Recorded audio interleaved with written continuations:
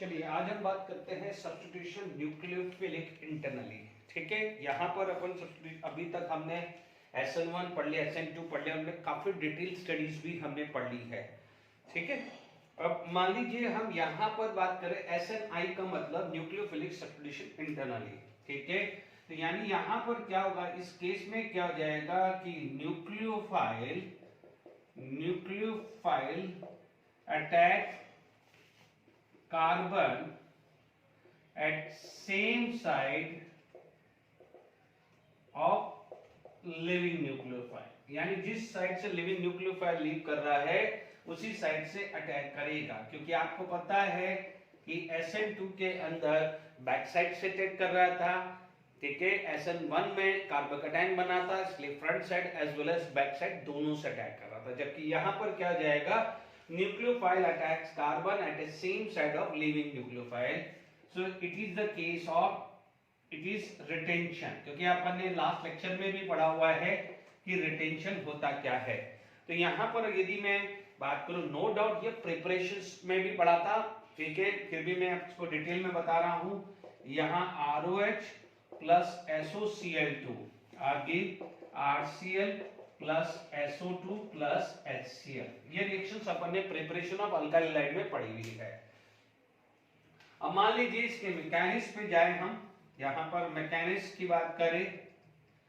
ठीक है, तो यदि हम SN1I की मैकेनिज्म में बात करें तो हमारे पास क्या होता है, ROH, ठीक है, यहाँ लोन पेयर है, मान लीजिए यहाँ ClS डबल बॉन्ड OCl है। Is it clear to all of you? This is thionyl chloride, इसे आप क्या बोलोगे, thionyl chloride, क्या बोलेंगे, thionyl chloride। अब आप देखो, this is going to be attack, pi bond टूटेगा, क्या टूटेगा, pi bond टूटेगा। यहाँ पर आपके पास क्या हुआ है, ROH and SO minus और Cl और Cl and positive charge occur at oxygen, because oxygen is neutral previously, but now if it is going to be electron donor, it will carry positive charge. तो what happen, यहाँ पर ये वापस से attack करेगा, ठीक है, और Cl माइनस बाहर आ जाएगा, क्योंकि सल्फर जैसे ऑक्सीजन अपनी वैलेंस से सेटिस्फाइड करेगा, Cl माइनस बाहर आ जाएगा। तो इस स्टेप के अंदर Cl माइनस लिविंग ग्रुप हो गया है, ROH plus S double bond OCl बना। ठीक है, अब आप देखो नेक्स्ट स्टेप में क्या होगा, नेक्स्ट स्टेप में क्या हुआ है, ये H प्लस आयन निकल जाएगा, this is going to be H plus ion, जैसे ही निकलता है आपको क्या मिलने वाला है, तो यहां से H प्लस आयन जैसे ही निकला है, यानी H plus and Cl minus, आपको HCl मिल गया है, H plus and Cl minus, तो आपको HCl मिल गया है, तो आपको क्या मिलेगा, ROSOCl, इसे क्या बोलते हैं, क्लोरो सल्फाइड एस्टर या ईथर, कभी भी कुछ भी बोल सकते हैं। ठीक है, तो यहाँ तक क्लियर हो गया होगा, I hope is it clear to all of you.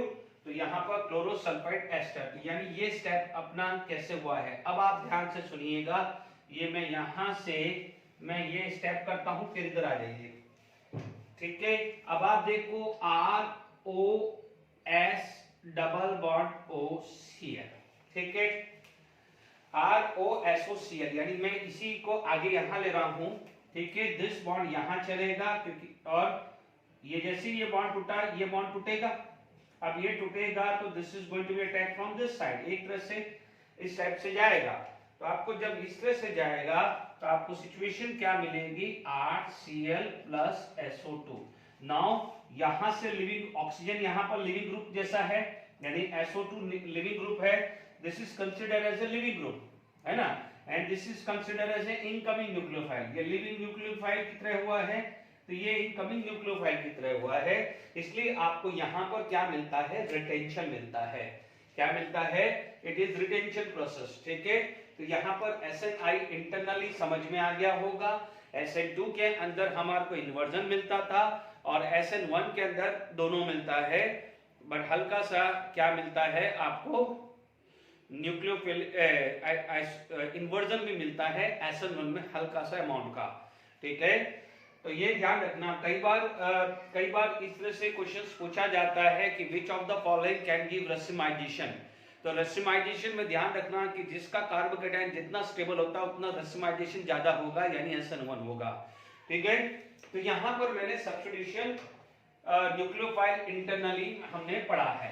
ठीक है, अब आप देखिए इसके कुछ एग्जांपल्स अपन लोग कर लेते हैं। ठीक है, नो डाउट ये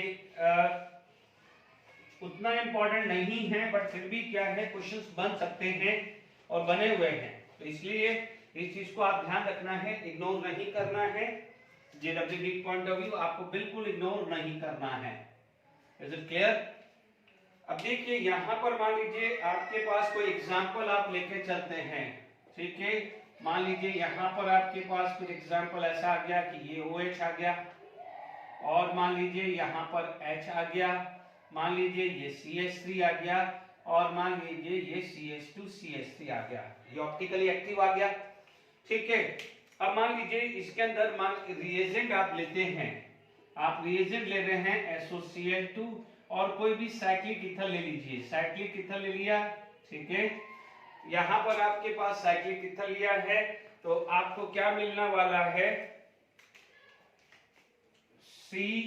अब देखिए यहाँ पर जो Cl है सेम साइड होगा, OH जहां पर है वहीं Cl है, बाकी कॉन्फ़िगरेशन में कोई प्रॉब्लम नहीं है। CH2 CH3 आप देखेंगे यहाँ पर H आ जाएगा। तो पहला एग्जांपल आराम से क्लियर हो गया है। मान लीजिए इसी तरह का दूसरा एग्जांपल आपको करना हो, एग्जांपल नंबर 2। ठीक है, बिल्कुल ये डायग्राम बना दूं, ये OH, ये मान लीजिए आपके पास CH3, ये CH2 CH3, ये H आ गया। मैं दूसरा एग्जांपल ले लेते हैं। ठीक है, यहाँ पर और कोई ग्रुप ले लेते हैं।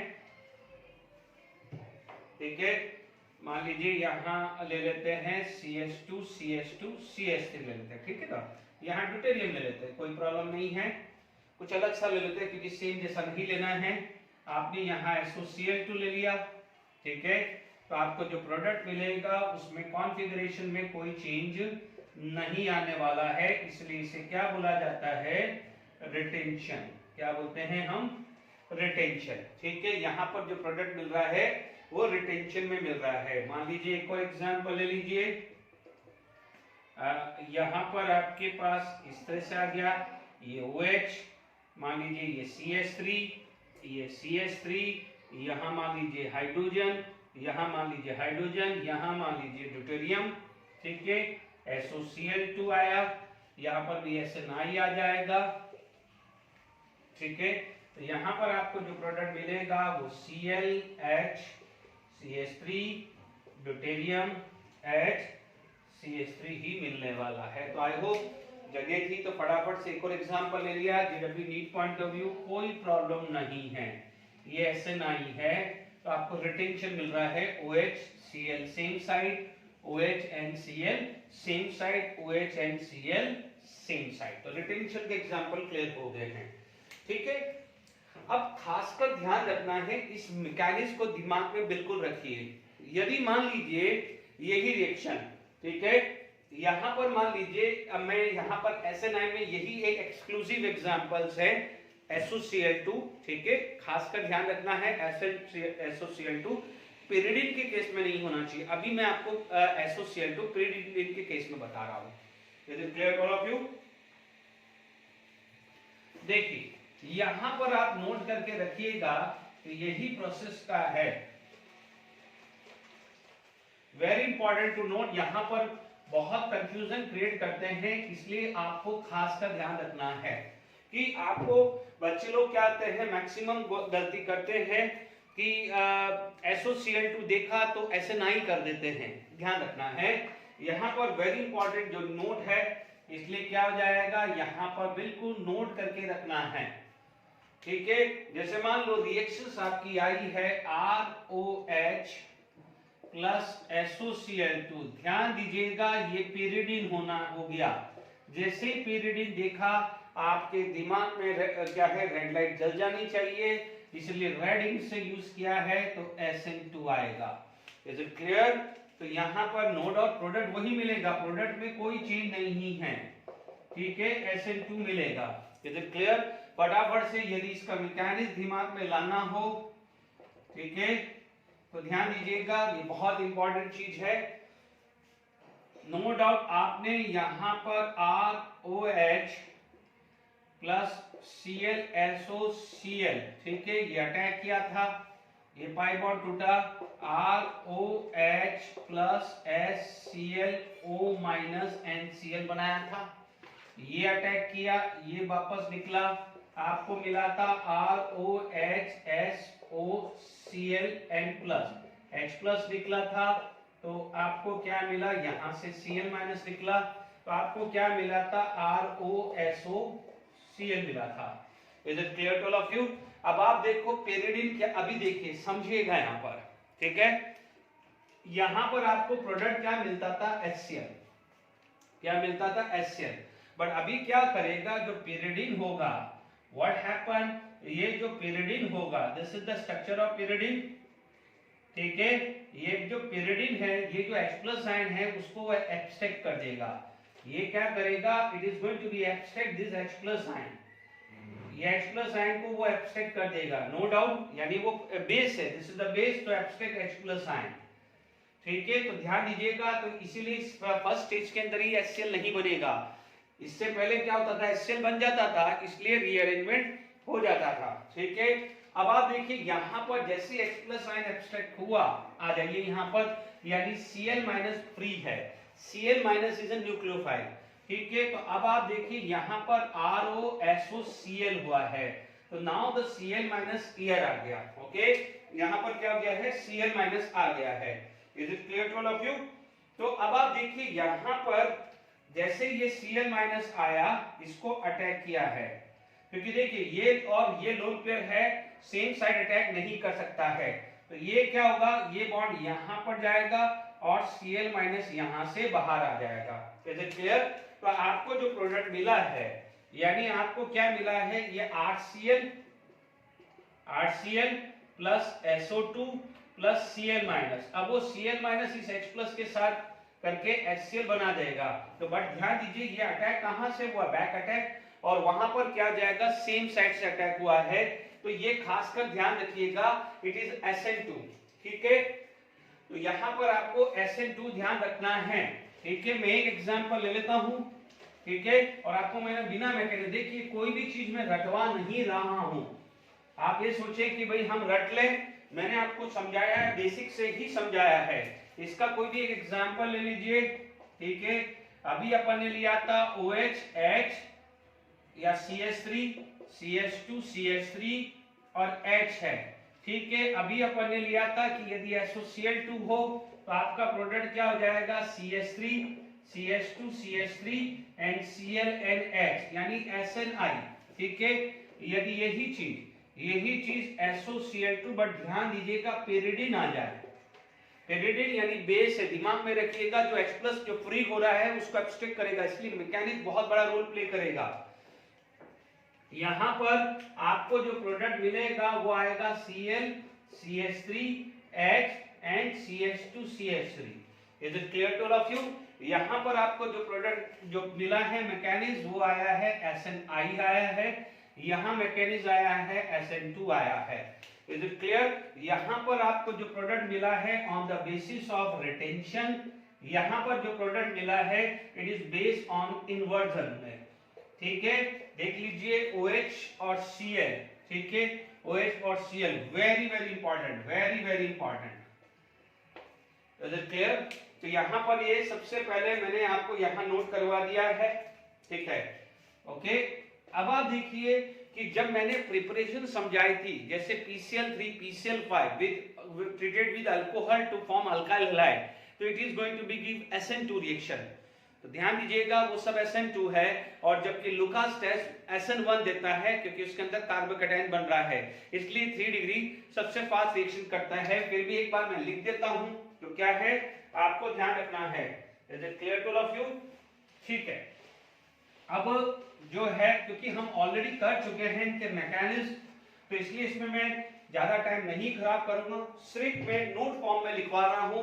जैसे फर्स्ट नोट निकाल दिया है, second notes ROH plus PCl5, ये कर चुके हैं अपन RCl plus POCl3 plus HCl, ठीक है।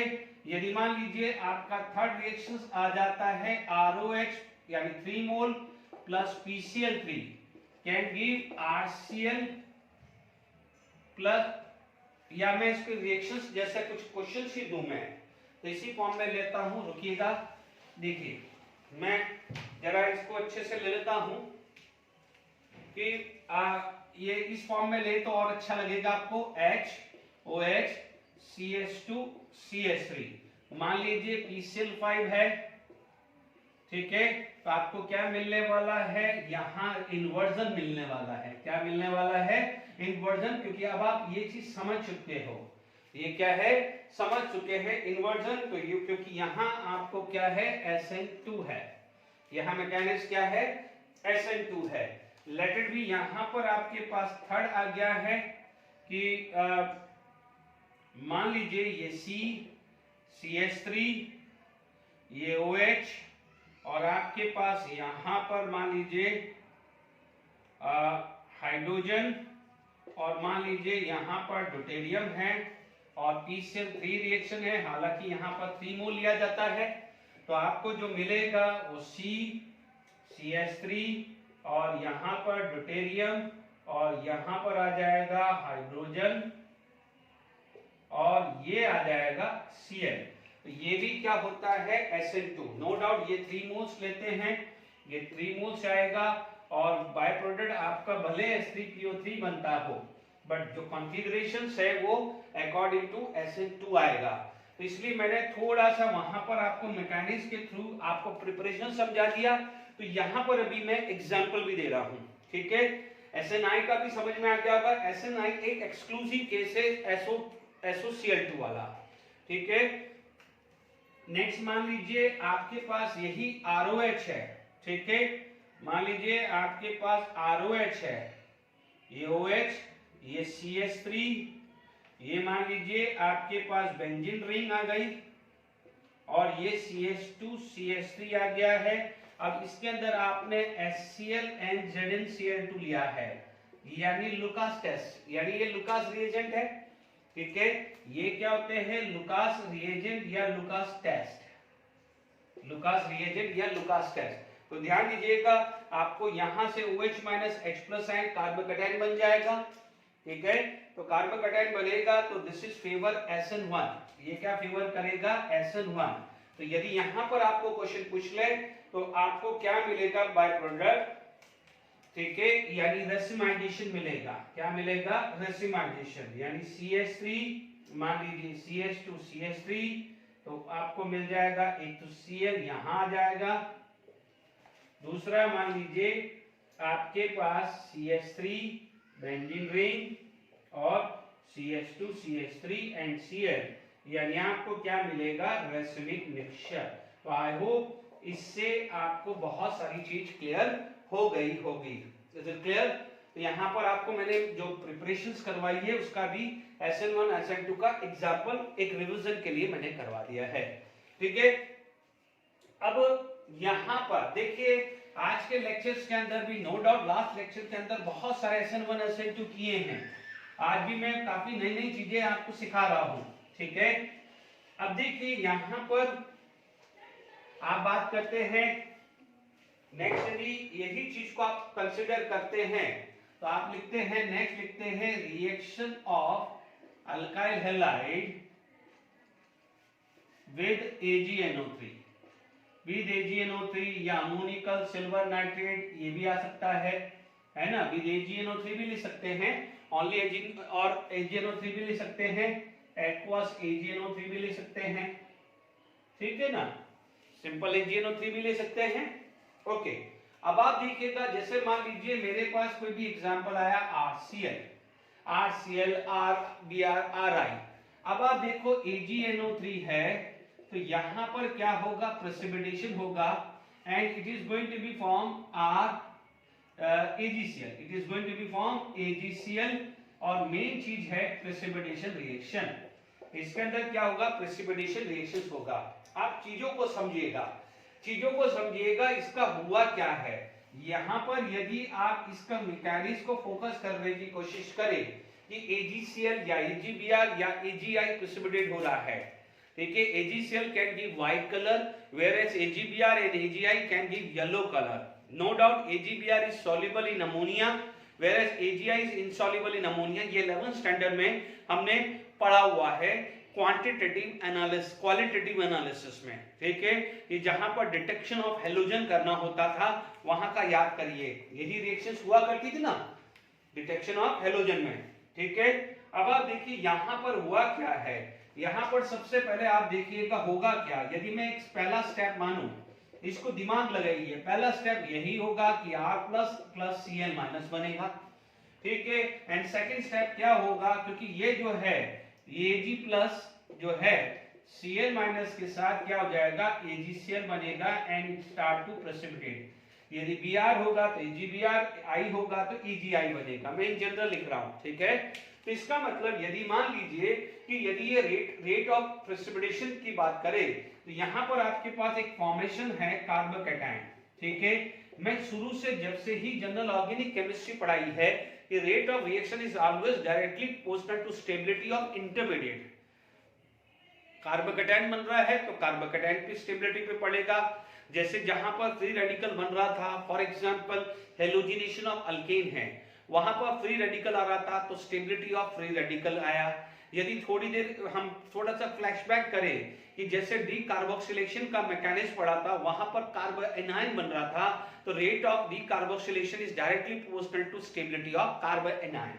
तो यहां पर आप देखेंगे तो यहां पर आपके पास क्लियर आएगा रेट ऑफ प्रेसिपिटेशन, ठीक है, यानी इसकी बात करूं precipitation directly proportional to stability of carbocation, ये ध्यान रखने वाली बात है, it's rate of directly proportional to stability of carbocation. Is it clear to all of you? तो यहां पर आपको ये reactions of alkyl halide with AgNO3 आपको ये खासकर ध्यान रखनी है, ठीक है। यहां पर यानी कार्बोकैटायन जितना स्टेबल होगा उतना बढ़िया रिएक्शन होगा। आपके पास बहुत सारे रिएक्शन से एग्जांपल लेता हूं, फिर उसके बाद मैं डायरेक्टली प्रीवियस ईयर के क्वेश्चंस के वही लूंगा क्योंकि वही बहुत सारे हैं, तो आपकी प्रैक्टिस भी हो जाएगी। फोकस करके रखिएगा स्टेबिलिटी ऑफ कार्बोकैटायन। मान लीजिए आपके पास कोई एग्जांपल आपके पास इस टाइप का आ गया, ठीक है, आपने बोला ये Cl है, ठीक है, ये A ले लिया, आपने मान लीजिए ऐसा ले लिया केस, ये Cl ले लिया, आपने ये केस ले लिया, ठीक है, और आपने एक केस ऐसा ले लिया है, मान लीजिए आपने ये केस ले लिया, ठीक है। अब देखिए यहां पर आपके पास केस है, ये मान लीजिए A, B, C और D है, ठीक है। अब हमारे को क्या है, ये जो है इनमें से क्या हुआ है कि इन सबको मैंने AgNO3 से रिएक्शंस कराया है, और है ना, मान लीजिए मैंने इनको रिएक्शन विद AgNO3 या क्वेश्चन लिख दीजिएगा कि विच ऑफ द फॉलोइंग या ऑर्डर ऑफ प्रेसिपिटेशन या order of reactivity with AgNO3, आपसे पास पूछा जाए order of reactivity with AgNO3 या ऑर्डर ऑफ प्रेसिपिटेशन, तो आपको क्या काम करना है, सिंपल ध्यान से समझ लीजिए। कंसेप्चुअली क्या होता है कि ये जो चीज है मैं पहला रिएक्शंस करा रहा हूं, उसको ढंग से समझा रहा हूं, उसके बाद आपको फटाफट से ही काम करना है।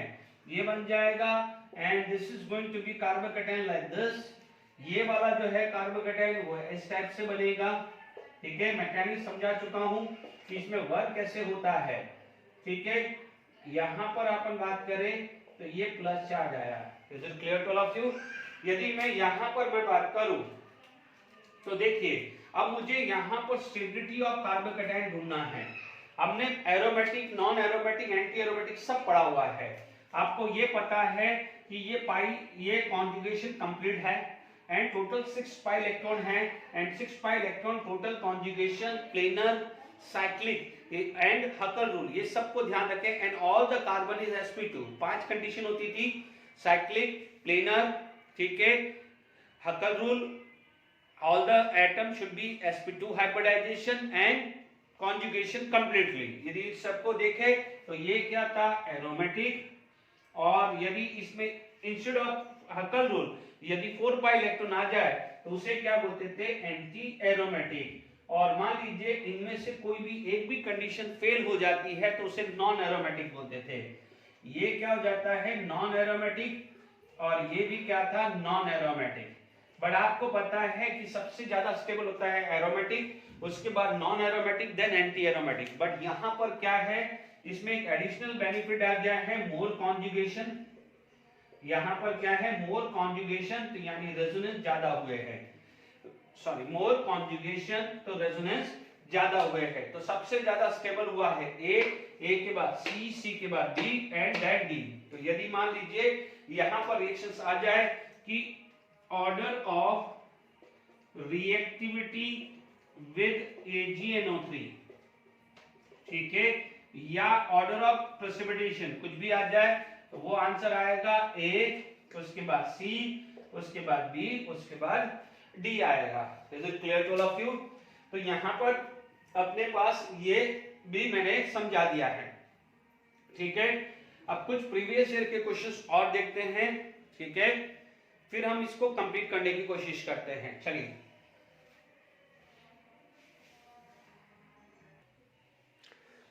प्रीवियस ईयर क्वेश्चंस अपन देख लेते हैं, ठीक है। ये प्रीवियस ईयर क्वेश्चंस, ठीक है, आप बोल सकते हैं based on reaction with AgNO3, है ना, ये या प्रीवियस ईयर भी लिख दोगे तो भी चल जाएगा। तो मैंने क्या है, थोड़ा सा एक्सक्लूसिव सेपरेट कर रहा हूं कि AgNO3 के रिएक्शंस पे क्या है, अलग अलग लेके चल रहा हूं, ठीक है ना। तो विच of the following compound will produce a precipitation with AgNO3, है ना, will produce a precipitation with AgNO3। शक्ल से दिख रहा है, मैंने आपको क्या कहा है, कार्बोकैटायन बना दो। अब आप देखो यहां पर यदि कार्बोकैटायन बनेगा तो ये एरोमेटिक बनेगा, अभी समझाया इससे पहला एग्जांपल। यहां पर कार्बोकैटायन बनेगा तो सिंपल ये 2 डिग्री बनेगा। यहां पर कार्बोकैटायन बनना मुश्किल है, या कार्बोकैटायन बनना मुश्किल है क्योंकि अपन ने पढ़ा हुआ है कि बिकॉज ऑफ दिस यहां पर पार्शियल डबल बॉन्ड कैरेक्टर आता है, इसलिए यहां कार्बोकैटायन बनता ही नहीं है, फिनाइलिक कार्बोकैटायन मुश्किल है। तो अपन से पूछा विच of the following compound will produce a precipitation with AgNO3, fast लिखना चाहिए, बाकी तो ये दोनों तो नहीं बनाएगा बट ये फास्ट बनाएगा, ठीक है। फास्ट लिख दीजिए, यहां पर ये फास्ट आ जाना चाहिए, ठीक है, ठीक है। तो फिर अपना आंसर आ गया है, एरोमेटिक का सबसे बड़ा ये है, क्योंकि यहां पर सिर्फ प्रेसिपिटेशन विद AgNO3 है, नो डाउट ये दो नहीं बनाते हैं बट ये कुछ अमाउंट का तो बनाता ही है, क्योंकि ये 2 डिग्री है ना, तो इसलिए अपन यहां पर ये फास्ट ऐड होना चाहिए था, क्योंकि 2 डिग्री कार्बोकैटायन इतना भी खराब नहीं है, इतना भी ऐसा नहीं है कि 2 डिग्री स्टेबल ही नहीं होता। हाँ 1 डिग्री होता, मान लीजिए यहाँ 1 डिग्री होता तो अपन ये भी कह सकते हैं कि यही प्रेसिपिटेट होगा, बिकॉज 1 डिग्री कार्बोकैटायन का स्टेबिलिटी बहुत कम होती है, ठीक है। इसलिए मैंने यहाँ ऐड कर दिया है, क्वेश्चन में नहीं था बट मैंने यहाँ ऐड कर दिया कि यहाँ फास्ट होना चाहिए, या आप माइंड में क्वेश्चन सॉल्व करें तो फास्ट के हिसाब से ही सॉल्व करें। The decreasing order of reactivity of the following organic, अब जब डिक्रीजिंग ऑर्डर पूछा है तो सबका कार्बोकैटायन फटाफट से बना लो। यहां पर आपके पास कार्बोकैटायन बन गया है, ठीक है, पहले क्वेश्चन नोट कर लीजिए आराम से। अब मैं क्या कर रहा हूं, इन सब का ABC का कार्बोकैटायन बना रहा हूं, ठीक है। पहले आपने क्वेश्चन नोट कर लिया है, अब इसमें आप आराम से अब इसका कार्बोकैटायन बना दीजिए। जब सॉल्यूशन करेंगे तो पहले इनका कार्बोकैटायन बना दीजिए, ठीक है। कार्बोकैटायन जैसे ही बनेगा तो आप देखेंगे एरोमेटिक आ गया है, ये एरोमेटिक आ गया है, दिस इज एरोमेटिक, तो ये दोनों फर्स्ट आ जाएंगे, बाकी पीछे छोड़ दो, ठीक है। अब एरोमेटिक सबसे पहले आ गया, उसके बाद नॉन एरोमेटिक। अब इसके अंदर देखो कि नो डाउट यहां पर यदि इसका मैकेनिज्म देखें तो जैसे ये पाई बॉन्ड यहां शिफ्ट होगा तो इसका जो मैकेनिज्म जो आएगा वो कुछ इस टाइप से आ जाएगा। ध्यान से समझ लीजिए, ये पाई बॉन्ड यहां चला गया, ये मिथाइल ग्रुप यहाँ है, मिथाइल यानी मैं CH3 लिख दूं, ये वाले का है ना। जैसे ये पाई बॉन्ड चार्ज आया, यहाँ प्लस चार्ज आ गया, यानी यहाँ पर हाइपर कॉन्जुगेशन भी दे रहा है, ठीक है। दोनों क्या है, ये एरोमेटिक हो गया, ठीक है, ये एरोमेटिक हो गया, बात खत्म हुआ है। इसके अंदर क्या है, एडिशनल चीज आ गई है, हाइपर कॉन्जुगेशन एडिशनल आ गई है, तो ज्यादा स्टेबल कौन हो गया है, B, तो B के बाद A आ गया है, यहाँ भी बात खत्म। अब आप देख लीजिए यहां पर हाइपर कॉन्जुगेशन 6 अल्फा है, यहाँ पर हाइपर कॉन्जुगेशन 5 अल्फा है, नो डाउट यहाँ तक काम नहीं चलेगा। यहाँ पर NO2 का है माइनस आई इफेक्ट, तो माइनस जो है प्लस को स्टेबल नहीं करता है, यदि प्लस प्लस को स्टेबल करेगा यानी plus I effect will stable plus, ये पढ़ चुके हैं अपन। इसका मतलब मोस्ट अनस्टेबल कौन हुआ है, डी। जितना अनस्टेबल होगा उतना क्या है, प्रेसिपिटेशन लेस करेगा, क्योंकि स्टेबिलिटी ऑफ कार्बोकेटाइन ज्यादा होना चाहिए। फाइनल आंसर बी, फिर ए, फिर सी, देन डी। बी ए सी डी अपने को कहां मिल रहा है, इसमें। अब आप देख लीजिए एक जेडब्ल्यू में 202019 में लेटेस्ट क्वेश्चन ही ज्यादातर डिस्कस कर रहा हूं, तो आपको क्या है एक कॉन्फिडेंस बिल्डअप करें। बच्चों ज्यादा प्रैक्टिस करोगे ज्यादा आएगा, एक दो लेक्चर ज्यादा हो चलेगा बट प्रैक्टिस ज्यादा होना चाहिए, ये मेरा एक कंसर्न होता है, ठीक है। ओके, अब एक और क्वेश्चन कर लेते हैं। देखिए और क्वेश्चंस है, ये एडिशनल क्वेश्चंस है, ये आपके जेडब्ल्यू मेन तक आए हुए ये एडिशन कर लिया है, ठीक है। तो ध्यान दीजिएगा जो ये थर्ड क्वेश्चन या सेकंड क्वेश्चन क्या है, वो SN1 का भी पूछा जा सकता है, क्योंकि वो भी rate of SN1 is also directly proportional to stability of carbocation, तो उसको आप ऐसा भी कर सकते हो प्रैक्टिस की रेट ऑफ SN1 में। जैसे मान लीजिए पहले ये क्वेश्चन कर लेते, फिर हम यहाँ आएंगे, ठीक है। मैंने आपको क्या सिखाया है कि यदि ये रिएक्शन आ जाए कि order of rate of precipitation with AgNO3 पूछे, क्योंकि it is also directly proportional to stability of carbocation, या रेट ऑफ SN1 रिएक्शन पूछे, ये है ना स्टेबिलिटी ऑफ कार्बोकेटाइन, तो आपको टारगेट क्या है, क्वेश्चन नोट कर लिया होगा आपने, ठीक है। तो आपको क्या बना देने का है, यहाँ कार्बोकेटाइन बना लो, यहाँ पर आपको कार्बोकेटाइन बना लो, यहाँ पर कार्बोकेटाइन बना लो, SN1 मांग रहे हो या AgNO3। ध्यान से समझ लीजिएगा, यहाँ पर ये पाई बॉन्ड यहाँ चला जाएगा, तो ये इसका जो रेजोनेंस है वो आपको इस टाइप से मिलने वाला है, इसीलिए मैं ये समझा रहा हूं, ठीक है। ये क्वेश्चन दे दिया, फिर इसके बाद मैं जेडब्ल्यू कर लूंगा, ये प्लस आया तो ये लोन पेयर यहाँ शिफ्ट करेगा, क्योंकि आपके पास क्या है पॉजिटिव चार्ज और lone pair is a most stable form, तो ये क्या हो जाएगा, this is highly stable form आया है, ठीक है। अब देखो ये यहां से आया तो ये बॉन्ड यहां से भी शिफ्ट हो सकता था, तो अब आप देख लीजिए कि ये वाली कंडीशन सबसे ज्यादा स्टेबल है। मैंने आपको समझाया हुआ है कि यदि पॉजिटिव चार्ज के पास में ऑक्सीजन या नाइट्रोजन या सल्फर हो, यानी यहां पर कार्बन हो, समझा चुका हूं, सल्फर सन बता चुका हूं, तो यानी इनके पास लोन पेयर है, तो this is quite stable form, this is quite stable form. ये हम कंडीशन नंबर 6 में पढ़ा चुका हूं जनरल ऑर्गेनिक केमिस्ट्री में, ठीक है। इसका मतलब आपको ये चीज तो क्लियर हो गया है ये मैकेनिज्म से कि A और D सबसे ज्यादा स्टेबल है, बट A में इधर भी कॉन्जुगेशन है इधर भी मिलेंगे, यानी कंपैरेटिवली A और D सबसे ज्यादा स्टेबल है। तो आप देखोगे A उसके बाद D आ जाएगा, इसमें एक कॉन्जुगेशन इसमें दो कॉन्जुगेशन, तो C और B। इसका मतलब आपने देखा होगा कि जनरल ऑर्गेनिक केमिस्ट्री के अंदर स्टेबिलिटी ऑफ कार्बोकेटाइन या रेजोनेंस इफेक्ट या हाइपर कॉन्जुगेशन पे क्यों एम्फसाइज किया जाता है वो क्लियर हुआ है। अभी भी कोई दिक्कत है तो वापस से मेरे वीडियो फटाफट से देख लीजिए और सारा स्टेबिलिटी ऑफ कार्बोकेटाइन चेक कर लीजिए, रेजोनेंस इफेक्ट, हाइपर कॉन्जुगेशन, ठीक है। तो यहाँ पर क्लियर हो गया, ठीक है। तो दोनों पे क्वेश्चन आ सकता है, ठीक है। अब मान लीजिए यहां पर आपके पास इसी टाइप का क्वेश्चन यहां पर अपन ने वर्क किया, ठीक है। अब देखिए यहां पर आपके पास आएगा कार्बोकेटाइन, यदि मेरे पास यहां कार्बोकेटाइन बना तो this is the case of carbocation, ठीक है। यहां पर आपका नाइट्रोजन का कार्बोकेटाइन यहां बना है, ठीक है, ओके। यहां पर ये ऐसा है, सॉरी ये उल्टा मैंने बना दिया है, ये प्लस चार्ज यहां है, ठीक है, ये प्लस चार्ज यहां है। सेकेंड वाले केस के अंदर क्या है, प्लस चार्ज यहां है,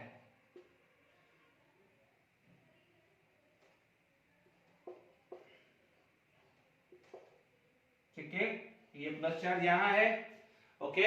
अब आप देखिए यहां पर भी जो है प्लस चार्ज यहां है, ठीक है, और यहां पर जो है प्लस चार्ज यहां है, ठीक है, नो डाउट। अब आप देख लीजिए यहां पर ये प्लस चार्ज है तो नाइट्रोजन डोनर है, बट यहां पर आप देख लीजिएगा इसका इंडक्टिव इफेक्ट ज्यादा है, ठीक है। अभी आपको देखिए ऑक्सीजन भी डोनर है, तो यानी ये दोनों कंडीशन अच्छी है। ये दोनों कंडीशन अच्छी है, क्योंकि आप देखेंगे ये जो नाइट्रोजन है इसका कोई कॉन्जुगेशन नहीं है, भले इसका है just like this one, but इसका नाइट्रोजन इससे भी तो डीलोकलाइज हो रहा है, इसका नाइट्रोजन का लोन पेयर इसके साथ भी डीलोकलाइज हो रहा है, जबकि इसका नाइट्रोजन लोन पेयर डीलोकलाइज नहीं हो रहा है। इनफैक्ट ये तो क्या हो जाएगा 3 डिग्री वाला है, जिसका प्लस इफेक्ट तो बहुत ज्यादा होगा। तो अब आप देखो नाइट्रोजन और ऑक्सीजन के अंदर चेक करिए, जनरल ऑर्गेनिक केमिस्ट्री में मैंने समझाया है कि being a more electropositive nitrogen have a great tendency to donate the lone pair as compare to the oxygen. No doubt oxygen भी देता है, नाइट्रोजन भी देता है, बट मोर पॉजिटिव कौन है? नाइट्रोजन। तो nitrogen have a great tendency to donate the lone pair. ठीक है, तो इसका अंदर सिर्फ पूछा था which of the following will precipitate with aqueous as solution, तो आप ये राइट करेंगे। बट ध्यान से समझ लीजिए, कल को यहां पर ऑर्डर पूछ लेता, यहां पर ऑर्डर पूछ लेता, तो ऑर्डर पे पहला क्या आता है? नो डाउट ये फर्स्ट आ जाता है आपका, ठीक है। उसके बाद यदि आपके पास ये फोर्थ आ जाता, क्योंकि इसके बाद ये स्टेबल है, ठीक है। ये कॉन्जुगेशन में नहीं है, ये है, ये इससे क्यों पीछे गया है? क्योंकि इसका डीलोकलाइजेशन हो रहा है, जबकि इसका कोई डीलोकलाइजेशन नहीं हो रहा है। इसका लोन पेयर सिर्फ इसको देने में काम आ रहा है, इसका लोन पेयर इसके देने में भी काम आ रहा है, तो सम टाइम इसको देने में भी काम आ रहा है, इसलिए ये जो है थर्ड वाला पीछे चला गया है और लास्ट में चला जाएगा आपका सेकंड वन, यानी सेकंड वन का तो बहुत ही दूर है, बहुत ही दूर है, और इसका लोन पेयर तो वैसे भी इसके साथ डीलोकलाइज हो रहा है। Is it clear to all of you? यदि ऑर्डर पूछ ले तो ऑर्डर में ये क्वेश्चंस मैंने डिस्कस किया है। Same question may ask for SN1 also. ध्यान से समझ लीजिए, लेवल ऑफ क्वेश्चन बहुत जरूरी है, कितना हाई लेवल के क्वेश्चंस आ रहे हैं, तो इसलिए आपको सिर्फ सब कुछ सिखा चुका हूं, ऐसा नहीं है कि कोई चीज मैंने नहीं सिखाई है, सिखाई सब कुछ है।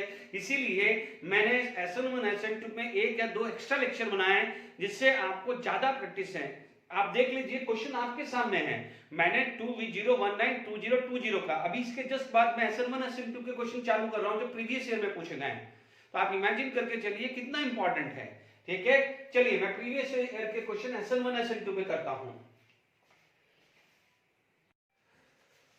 चलिए अब मैं कुछ क्वेश्चन ले रहा हूं कि जो प्रीवियस ईयर के SN1 SN2, इतना वास्ट है SN1 SN2, आप इमेजिन करेंगे इतना प्रैक्टिस करना पड़ता है।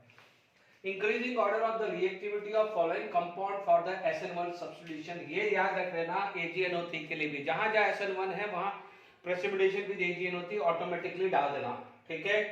अब आप देखो कार्बोकेटायन बना दीजिए, यहां पर ये प्लस है तो ये 1 डिग्री है, ये प्लस है तो ये 2 डिग्री, ये प्लस है और ये प्लस है। ध्यान दीजिएगा ये ऑक्सीजन है प्लस M इफेक्ट, ये क्या देगा? प्लस M इफेक्ट, यहां पर कुछ भी नहीं है, ठीक है। तो अब आप देख लीजिए इसका जो लोन पेयर है वो इस तरह से कॉन्जुगेशन में आ जाता है, इस तरह से कॉन्जुगेशन में आ जाता है। Is it clear? इसका मतलब सबसे ज्यादा स्टेबल C है, नो डाउट इसके अंदर भी कॉन्जुगेशन है बट यहाँ पर कंपैरेटिवली ज्यादा है। और हमने कार्बोकेटायन की स्टेबिलिटी में पढ़ा है प्लस को प्लस ज्यादा स्टेबल करता है, यानी प्लस M या हाइपर कॉन्जुगेशन या प्लस I कार्बोकेटायन को, बेंजाइलिक कार्बोकेटायन को ज्यादा स्टेबल करता है, ठीक है। तो इसलिए सबसे ज्यादा स्टेबल हुआ C के बाद D, D के बाद B, B के बाद A, है ना। तो ऑप्शन का है CDBA, CDBA, yes CDBA check कर लीजिए, यही आ रहा है। ध्यान दीजिएगा यहाँ पर ये 1 डिग्री है तो यहाँ पर 1 अल्फा हाइड्रोजन है और यहाँ पर 3 अल्फा हाइड्रोजन है। यदि ये 3 डिग्री होता, सपोज ये 3 डिग्री होता तो फिर A और फिर B हो जाता, है ना। यदि ये 3 डिग्री होता तो फिर A और B, ये 1 डिग्री है, ध्यान रखिएगा, डन, ठीक है। यदि 3 डिग्री होता तो फिर आपका क्या हो जाता? CD, फिर उसके बाद A देन B हो जाता। परफेक्टली क्लियर हो गया है। अब आप देखो ये सीधा के सीधा जो मैंने डायग्राम बनाया है वही आया है। SN1 है तो SN1 2 स्टेप प्रोसेस है, ठीक है। नो डाउट आप इसमें देखिए, नो डाउट ये है तो ये तो हट गया, ये SN2 का है, ये तो हटा दीजिए। अब इन दोनों में कंपेयर करते हैं, यहाँ पर दोनों की एनर्जी सेम है जो पॉसिबल नहीं है, क्योंकि जो सेकंड स्टेप है वो फास्ट है। सेकंड स्टेप क्या है? फास्ट, क्योंकि carbocation have a very short life, fast है, और जो भी फास्ट होता है उसकी एक्टिवेशन एनर्जी कम होती है, ठीक है। तो अब आप देखिए यहाँ पर जो फर्स्ट स्टेप है इसमें एक्टिवेशन एनर्जी और इसके एक्टिवेशन एनर्जी में कंपेयर करो, ये लोअर है तो ये क्या है? हायर, जबकि यहाँ पर हायर है और लोअर है तो डेफिनेटली ये क्या है? स्लो स्टेप है और फास्ट स्टेप है। And step 1 is the rate determining step, SN1 में पढ़ा हुआ है। ये एक चीज हुआ, बिल्कुल डायरेक्टली है, ज्यादा टाइम नहीं खराब करेंगे। तो हमारा राइट आंसर क्या आ जाएगा, ये फोर्थ वन आ जाएगा। Is it clear to all of you? तो देख लीजिए JEE में 2019 के कैसे सीधे क्वेश्चन है। चलिए आगे और बढ़ते हैं। देखिए यहां पर हमारे पास आ जाएगा increasing order of reactivity of the following compound for SN1 substitution. ध्यान दीजिएगा, जो बच्चे ने जनरल ऑर्गेनिक केमिस्ट्री में बहुत ढंग से किया है, इस क्वेश्चंस में कोई दिक्कत नहीं, आप लेवल दे सकते हो इन क्वेश्चंस का। आप देखेंगे ये पैरा पोजीशन है, ये पैरा पोजीशन है, जबकि यहाँ पर मेटा पोजीशन है। यदि आप यहाँ कार्बोकेटाइन बनाते हैं, यहाँ कार्बोकेटाइन बनाते हैं तो पैरा पोजीशन। आपको पता है कि +M या -M effect is occur at ortho and para position, Meta पे I इफेक्ट लगता है। ये भी क्लियर हुआ है? अब आप देखो यहाँ पर ये मेटा पोजीशन है, तो इसका जो कंसिडरेशन है यहाँ पर -I इफेक्ट की तरह होगा। OCH3 have a -I effect. यहाँ पर क्या है, यह हाइपर कॉन्जुगेशन है, यहाँ पर +M इफेक्ट होगा, because OCH3 can have a +M effect as well as -I। तो पैरा पोजीशन पे M इफेक्ट लगता है, तो यहाँ पर वो +M की तरह बिहेव करेगा, जबकि मेटा पोजीशन पे M इफेक्ट नहीं लगता है, वहां पर इंडक्टिव इफेक्ट ही रहता है। क्योंकि देखो आप बोलोगे सर इंडक्टिव इफेक्ट तो लग रहा है, नहीं, टेक्निकली चीजें समझ लीजिए। Ortho and para can give +M and -M effect, ठीक है। मेटा पोजीशन पे M इफेक्ट आता ही नहीं है, कोई सा भी +M हो या -M, इसीलिए उसका जो कम से कम मिनिमम जो है एक इफेक्ट तो रहता ही है, which is non as inductive effect, which is occur due to the electronegative difference, इस वजह से तो रहता ही है। तो OCH3 का क्या है, कम से कम -I इफेक्ट तो लगेगा, इसलिए यहाँ -I काउंट करना पड़ेगा। जबकि पैरा है, CH3 का क्या होता है, हाइपर कॉन्जुगेशन, OCH3 का क्या है, +M। यहाँ पर NO2 भी आ सकता था, NO2 भी लगा सकता था, मैं यहाँ NO2 लगा देता तो -M हो जाता, तो -M तो और प्रॉब्लमेटिक है, ठीक है। आपको मैंने समझा चुका हूं कि प्लस को प्लस फेवर करेगा, प्लस को प्लस फेवर करेगा, प्लस को माइनस फेवर नहीं करेगा। यदि यहाँ पर NO2 होता तो -M इफेक्ट होता पैरा पोजीशन पे, तो वो तो और वर्स कंडीशन में हो जाती। तो इसलिए सबसे ज्यादा स्टेबल कौन हुआ, D के बाद C, अब A आ जाएगा क्योंकि यहाँ पर कोई इफेक्ट नहीं है, फिर इसके बाद B आएगा। तो आपका राइट आंसर ढूंढना पड़ेगा DCAB, this is the right answer, DCAB is the right answer, ठीक है।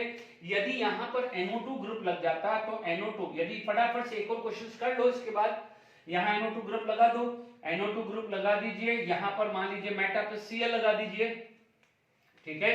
तो JEE मेंस का क्वेश्चन तो आ गया है, मेटा पोजीशन पे यहाँ पैरा पे Cl लगा दो, क्वेश्चन बना दो, ठीक है। इसी पे आप एक क्वेश्चन वर्क कर सकते हो। तो ये वाला क्वेश्चन आप Cl यहाँ लगा दो, तो क्या हो जाएगा, +M, उसके बाद हाइपर कॉन्जुगेशन, उसके बाद -I इफेक्ट, क्योंकि हेलोजन का -I इफेक्ट डोमिनेट करता है +M पे, इसलिए जब भी आप कोई प्रॉपर्टीज कंपेयर करते हो, कैरेक्टरिस्टिक कंपेयर करते हो, तो हेलोजन भले ऑर्थो पे हो या मेटा पे हो या पैरा है, उसका सिर्फ और सिर्फ -I इफेक्ट कंपेयर करना है, ये बार बार बता चुका हूं।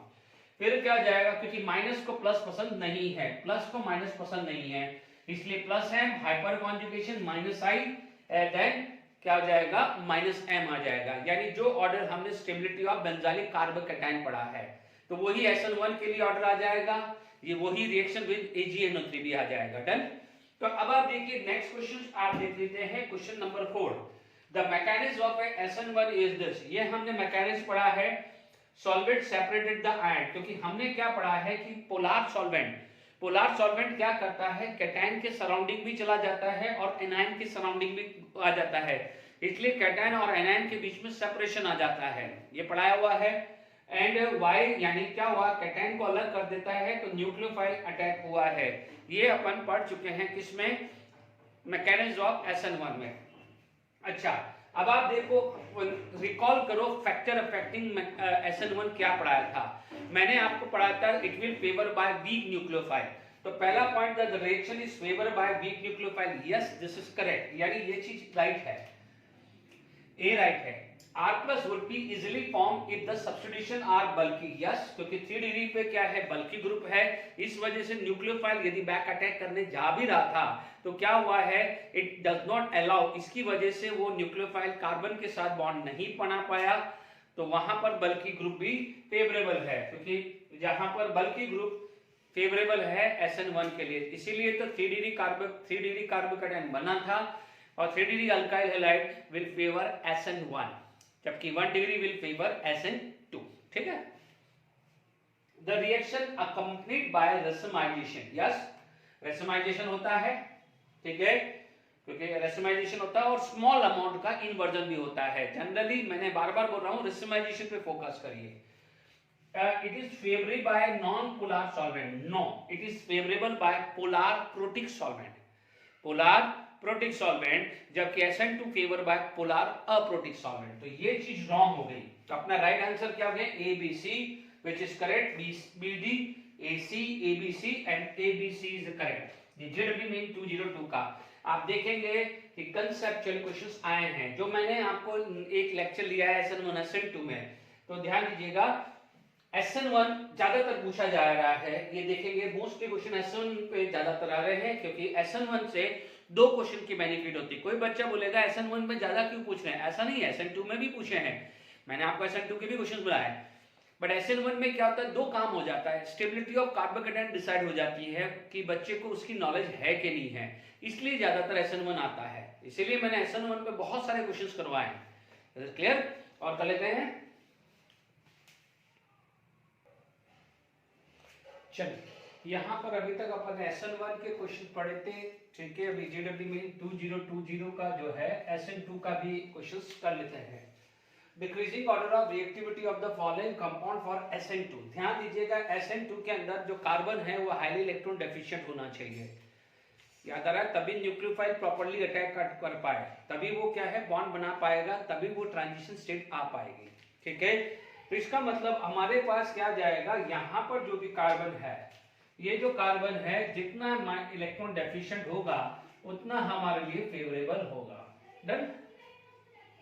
अब आप देख लीजिए यहाँ पर यदि मैं बात करूं तो देखिए इसका मतलब हमारे पास 2 चीज ज्यादा चीज चाहिए कि -m, देखिए यहाँ -m है, यहाँ -i है, यहाँ -m है, यहाँ -i है, ठीक है, यहाँ पर -i है और यहाँ पर -i है, ठीक है।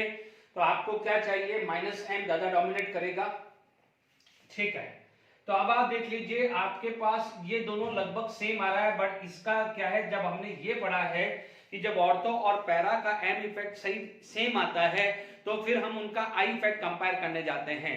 तो जब आपका m इफेक्ट सेम आ गया है, देखो ये तो सेम आ गया, ये तो दूर हटा दो, देखो ये 2 आई है पीछे कर दो, क्योंकि mi, और यहाँ पर SN2 के लिए फेवरेबल क्या है, SN2 के लिए फेवरेबल है -m एंड -i इफेक्ट, ठीक है। जैसे वहां पर SN1 के लिए क्या फेवरेबल था, +m एंड +i, यानी हाइपर कॉन्जुगेशन, ठीक है।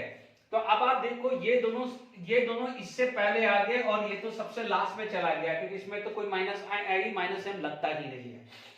अब देखो जब हमने ये पढ़ा हुआ है कि जब ऑर्थो पैरा सेम पोजीशन पे आ जाते हैं फिर उसका इफेक्ट कंपेयर करने के लिए जाते हैं, तो नो डाउट NO2 का -i है, NO2 का -i है, बट ये नियर है, this is at near position, इसलिए क्या हो जाएगा, जीत कौन जाएगा, बी क्या हो जाएगा, विनर हो जाएगा। इज इट क्लियर, याद आ रहा है। ऐसे ही अपन ने बेंजालिक कार्बोकेटायन की या बेंजालिक कार्बोनाइन की स्टेबिलिटी पढ़ी हुई है, NO2 ग्रुप लगाया है ऑर्थो मेटा पैरा पे, या OCH3 group ortho Meta para पे लगाया है, ऑर्थो पैरा पे m इफेक्ट सेम होता है, तब ऑर्थो पैरा में कंपेयर करने जाते थे तो हम I इफेक्ट देखते थे। इज इट क्लियर, नहीं देख लीजिएगा। तो अपना आंसर क्या हुआ है, BCDA, बिल्कुल फटाफट से काम कर लिया है, आपके पास क्या जाएगा, BCDA।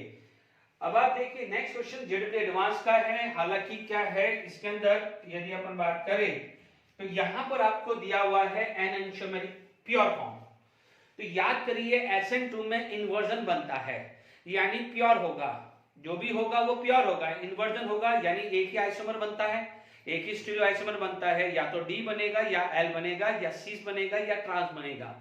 तो यहाँ पर एनेंटियोमेरिक पेयर बना, प्योर फॉर्म है, so not pair, pure form है।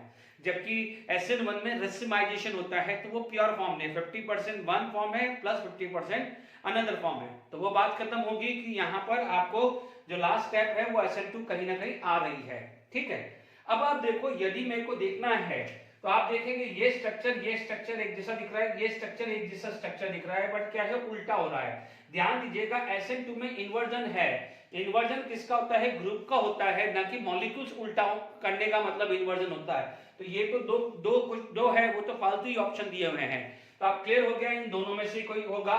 Is it clear to all of you?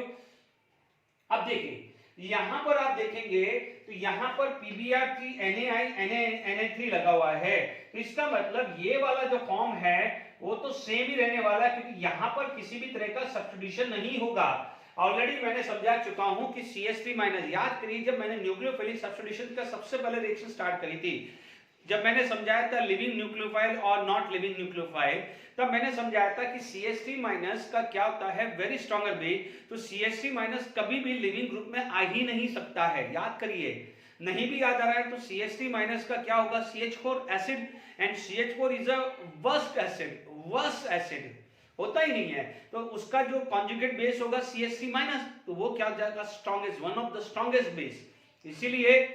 इसीलिए वो कभी भी अच्छा लिविंग ग्रुप हो ही नहीं सकता। तो यानी आप एक इतना समझ लीजिए, क्योंकि एडवांस से क्वेश्चन जल्दी से जल्दी हो, तो आप ये बात मान के चलेंगे कि इस क्वेश्चन का आपने आई होप नोट कर लिया होगा, यहां तक फॉर्म सेम रहेगी, ठीक है, यहां तक फॉर्म सेम रहेगी। तो मान लीजिए मैं डायरेक्टली यदि ये आंसर ले लेता, बट सपोज मान लीजिए मेरे पास क्या है, यहां पर भी इस टाइप का क्वेश्चन है, ठीक है, मान लीजिए मैं यहां पर भी दो ऑप्शन बना सकता था कि मान लीजिए ये डैश और डार्क, ऐसा करके भी बना देता कि दोनों डैश, मान लीजिए एग्जामिनर को ऐसे बनाने चाहिए थे, ठीक है, एग्जामिनर को दोनों ऐसे बनाने चाहिए थे कि ये भी क्या है, ये डैश होगा, सॉरी ये मैं ही कुछ उल्टा लिख दिया है, ये डैश होगा, ठीक है, मोस्ट प्रोबेबली यही होगा, ठीक है, चेक कर लेंगे, दोनों है। तो अब मेरा जो कंसेप्ट बोल रहा है कि जब आपका प्रोडक्ट ये बन रहा है तो इतना कंफर्म तो है कि ये डार्क वाला चीज आएगा।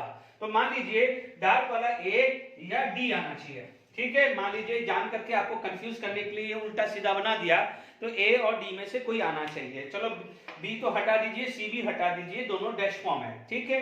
अब आप आ जाइए, ठीक है, तो मैं क्या करता हूं, इसके अंदर कुछ इस टाइप से चीजें करता हूं। Is it clear to all of you? ठीक है, देखिए आप देखिएगा कैसे अपन स्टार्ट कर रहे हैं, प्लीज इधर ध्यान से समझ लीजिए। मैंने यहाँ पर ग्रुप लगाया है, ठीक है, जैसे मैंने यहाँ पर एक चीज लगा के देख लिया कि मैं मान लीजिए मैंने डार्क लगा दिया, ये मिथाइल आ गया, डन।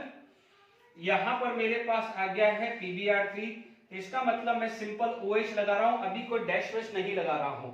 PbR3 है तो मेरे को पता है PbR3, अभी मैंने कहा है SN2 आएगा, ठीक है।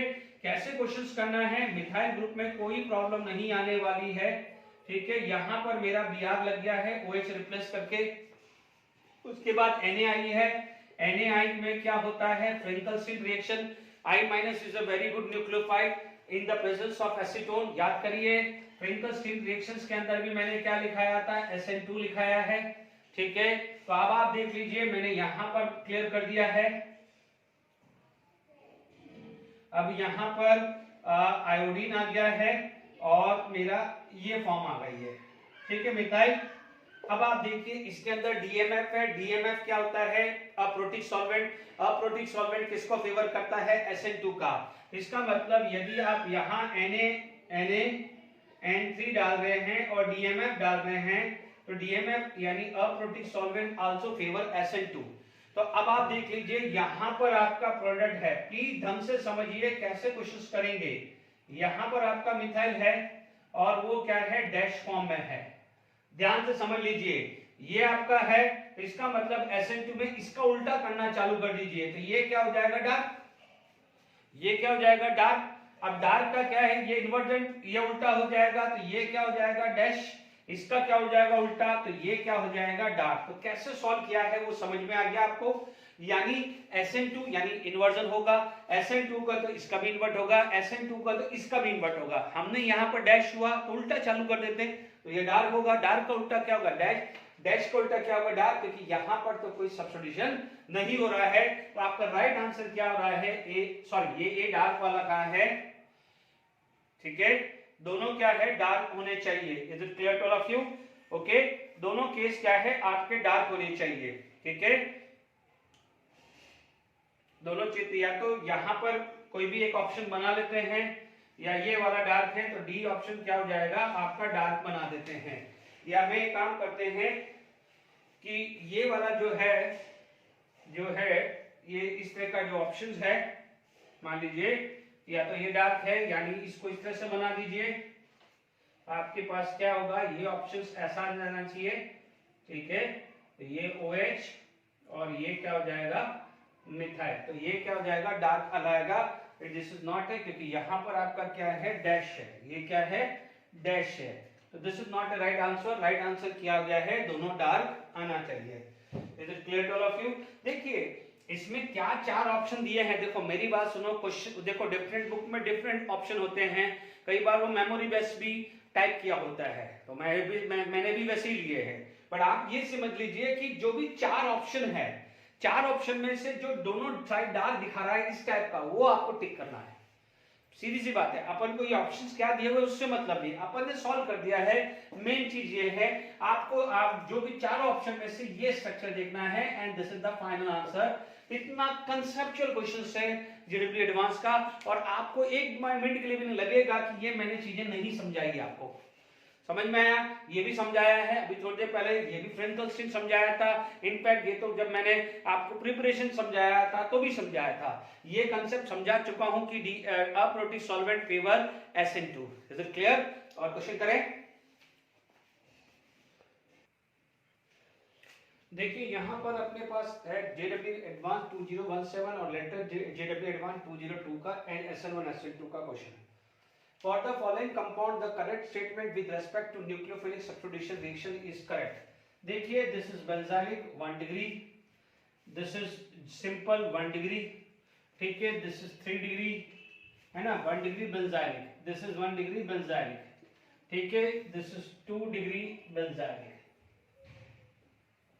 ठीक है, 2 degree benzylic। ध्यान रखिए benzylic and allylic can give SN1 as SN2, last lecture discuss कर चुका हूं, ठीक है, तो इसलिए अब ध्यान रखना है, यानी ये क्या दे सकता है SN1 और SN2 दोनों दे सकता है, ये 1 डिग्री है तो सिर्फ SN2 फेवर करेगा, ये 3 डिग्री है तो सिर्फ SN1 करेगा, ये बेंजाइलिक है तो SN1 एंड और SN2 दोनों में से कोई भी एक कर सकता है, SN1 या SN2। ध्यान दीजिएगा मैं बता चुका हूं, कंपाउंड 4 अंडर को इन्वर्जन ऑफ कॉन्फ़िगरेशन, यस, क्योंकि SN2 देगा तो क्या है कॉन्फ़िगरेशन इन्वर्जन आएगा, राइट है ये।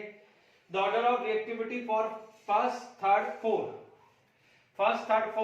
तो आप देखिएगा पहले 4 लिखा है, फिर फर्स्ट लिखा है और फिर थर्ड लिखा है, तो ये किसके ऑर्डर पे रिएक्टिविटी है, SN1 है या SN2 पे है, ठीक है, क्योंकि देखिए ध्यान ये बताना पड़ेगा, नहीं तो इस हिसाब से नहीं चला। हाँ SN1 होता तो डेफिनेटली हम बोल सकते थे, SN1 होता तो हम बोल सकते थे, ठीक है, इसलिए ये नहीं राइट आएगा क्योंकि इसमें कुछ भी स्पेसिफाइड नहीं किया है, दोनों के हिसाब से नहीं आएगा। ओके, अब देखिए, क्योंकि देखिए बेंजाइलिक के अंदर -I है, बेंजाइलिक के अंदर -I है, जबकि यहाँ पर +I यहाँ पर +I है, क्योंकि यदि मान लीजिए यदि SN2 के हिसाब से आता तो ये फर्स्ट आता, फिर ये आता, फिर ये आता, यानी फर्स्ट फोर्थ थर्ड आता अकॉर्डिंग टू SN2, और SN1 में तो परफेक्ट है, SN1 के हिसाब से ही परफेक्ट है, क्योंकि resonance plus hyper conjugation, only hyper conjugation, ठीक है, तो ये अपन रॉन्ग करेंगे।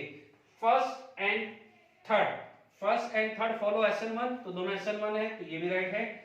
First and second follow SN2, तो SN2 ये भी राइट है, तो आपका राइट आंसर क्या आ जाएगा ACD, ठीक है, यानी आपका क्या आ जाएगा, ये A मल्टीपल ऑप्शन क्वेश्चन है ना, तो फाइनल आंसर क्या आ जाएगा A, C, D आ जाएगा, क्योंकि इज आर करेक्ट पूछा है।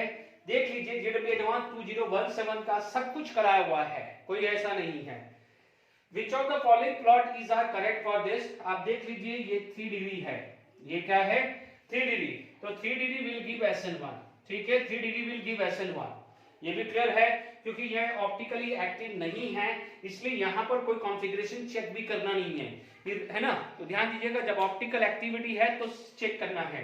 अब देखिए मुझे जगह चाहिए, तो मान लीजिए, देखिए तब ये नेक्स्ट क्वेश्चन अपन देख लेते हैं, which of the following plots is are correct for the following reaction, JW advance recently 2020 का है।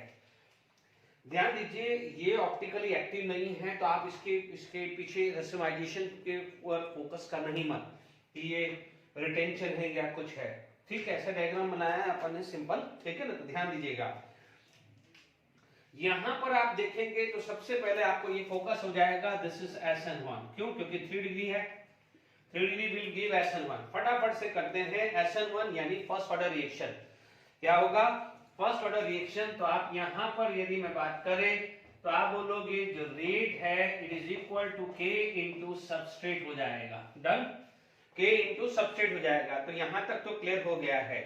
अब आप देखो दिस इज फर्स्ट ऑर्डर, क्या है ये फर्स्ट ऑर्डर आ गया है, तो फर्स्ट ऑर्डर की जो रिएक्शंस हैं वो क्या क्या होती हैं कि रेट इक्वल टू दिस, ये तो फर्स्ट आ गया, सेकंड जो आता है, ठीक है, सेकंड यदि हम बात करके चलते हैं तो K is equal to 0.693 T half, यानी T half is independent on initial concentration, और थर्ड बात करते हैं कि K is equal to 1/T natural log R0/R, but यहां पर आपको दिया हुआ है P0 इज इनिशियल कंसंट्रेशन, यानी इट इज P0/P आ जाएगा, ठीक है, तो आप लिख सकते हैं कि natural log P0/P is equal to KT, natural log P0/P is equal to KT, है ना, तो इट इंप्लाई दैट, ठीक है। अब हमारे पास ग्राफ्स क्या क्या हैं, सबसे पहले आप देखेंगे तो T हाफ वर्सेस P0, ठीक है, यानी T हाफ एंड इंडिपेंडेंट, यानी यहां पर है तो this is the right graph, okay, initial rate is independent, ये जीरो ऑर्डर का होता है तो ये हटा दीजिए, Q अपॉन P0 तो कोई रिलेशन आता ही नहीं है, वो भी हटा दीजिए, natural log P upon P0, ठीक है, ये है natural log P0/P, P upon P0 पूछा है, तो ये तो स्ट्रेट लाइन आएगा ही नहीं, क्योंकि आप देखेंगे यहां पर नेचुरल लॉग P अपॉन यदि आप P0 करते हैं तो ये क्या हो जाएगा -KT, यानी -KT का मतलब हो जाएगा नेगेटिव स्लोप, ठीक है, नेगेटिव स्लोप आ जाएगा, इधर क्लियर, तो यहां पर तो पॉजिटिव स्लोप हुआ है passing from the origin, okay, passing from the origin है, कोई दिक्कत नहीं, बट ये क्या हो जाता है नेगेटिव स्लोप है, तो ये भी आंसर नहीं आएगा, इसका आंसर आपके पास सिर्फ यही है इस बार का JEE एडवांस 2020 का क्वेश्चन। फटाफट से वाइंड अप करने से पहले ये क्वेश्चन डिस्कस कर लेता हूं, ठीक है, फिर आगे जब टाइम रहेगा या होगा मैं क्वेश्चन दे देता हूं, हालांकि अपन ने रीअरेंजमेंट किया हुआ है, ठीक है, मान लीजिए आपके पास कुछ इस टाइप का क्वेश्चन आ गया, ठीक है, अब आप देख लीजिए ये इलेक्ट्रोफाइल बन सकता है क्योंकि ये एलाइलिक पोजीशन है, मान लीजिए यहां पर मैंने OH माइनस ले लिया है ना, OH माइनस ले लिया तो डेफिनेटली ये एलाइलिक पोजीशन है तो SN1 फेवर करेगा, डन, यानी SN1 कर दिया, तो आप देख लीजिए यदि प्रोडक्ट पूछता है तो कार्बोकैटायन बनेगा, ठीक है, बट आप देखेंगे कार्बोकैटायन बनेगा, हियर हाइड्रोजन इज देयर, तो 1,2 हाइड्राइड शिफ्ट होता है, 1,2 हाइड्राइड शिफ्ट, यानी 1,2 हाइड्राइड शिफ्ट के क्वेश्चंस बहुत सारे प्रैक्टिस में होंगे, आप जो भी डिफरेंट बुक्स कर रहे हैं इनमें ये आएगा, ये 1,2 हाइड्राइड शिफ्ट हो जाएगा, ठीक है, अब आप देखो OH minus is going to be attack, तो आपके पास जो प्रोडक्ट मिलेगा वो इस टाइप का मिलेगा, this is going to be a final product, okay, तो ये फाइनल प्रोडक्ट होगा, OH यहां लगेगा दैट इज द माइनर होगा, ये मेजर आ जाएगा, ठीक है, तो आज के लेक्चर के अंदर हमने SN1 SN2 पे प्रीवियस ईयर के क्वेश्चन, रिएक्शन विद AgNO3 और SNI क्लियर किया है, ये बहुत इंपॉर्टेंट सेशन था, बाकी हम नेक्स्ट लेक्चर में बात करेंगे, till then enjoy, thank you very much.